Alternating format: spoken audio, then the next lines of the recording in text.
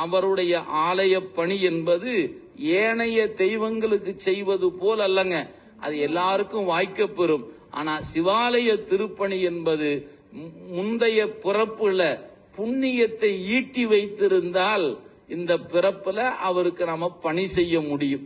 நம்ம அளவு ஒரு சிறிய கோயில் கட்டுகிறோம், நமக்கு ஒரு வாய்ப்பு. நினைச்சு பாருங்க, அவர் வாழ்ந்த அரண்மனை இன்று இல்லை, அவர் இடம் எங்க இருக்குன்னு தெரியல. ஆனா அவர் கட்டிய கோயில் இன்றும் இருக்கிறது. அதுபோல இந்த தமிழகத்தில் எத்துணை அரசர்கள் வாழ்ந்து இருக்கிறாங்க. அவங்க வாழ்ந்த இருப்பிடங்கள் ஏதாவது இருக்கிறதா? சுவடுகள் ஒன்றும் இல்லை.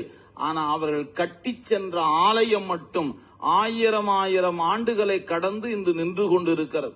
உங்களுக்கு தெரியும், கோயில் திருப்பணி என்பது நமக்கு ஒரு வாய்ப்பு என்பதை நீங்க நினைக்கணும். இது சாமிக்கு செய்யறேன்னு நினைக்க கூடாது. எனக்கு ஒரு வாய்ப்பு இறைவன் தந்து இருக்கிறான். என்னிடத்தில் இருக்கிற ஒரு 10 ரூபாயை அந்த சாமி வாங்கணும்னு நினைச்சிங்க வந்து உட்கார்ந்து இருக்கிறாரு. அதன் வழியா எனக்கு ஒரு வினை கழிகிறது, ஒரு பிறவி கழிகிறது அப்படின்னு வந்து உட்காரணும்.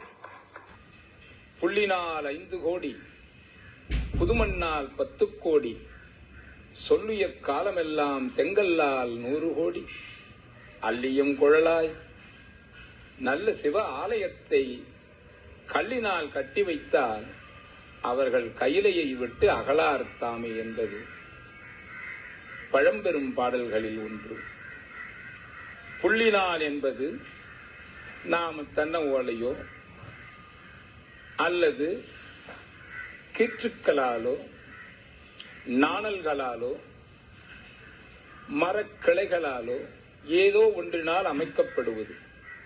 அப்படி அவனுடைய சத்துக்கு இப்போ ஷீட் போடுறாங்க இல்லையா, மேற்கூரை, அந்த மாதிரி போட்டா கூட அவன் 5 கோடி ஆண்டு காலம் கையிலையில இருப்பான். சரி, செங்கல்லால சொத வேலை கட்டி செய்யறான். செங்கல்லினால் 100 கோடி வருட காலம் கையிலையில இருப்பான். ஆனா கல்லினால், கருங்கல்லினால் கட்டி வைத்து விட்டால் பர்மனன்ட் ஜாப், எப்பொழுதும் கையிலையில இருக்கலாம். அதான் இந்த பாடலினுடைய தன்மை.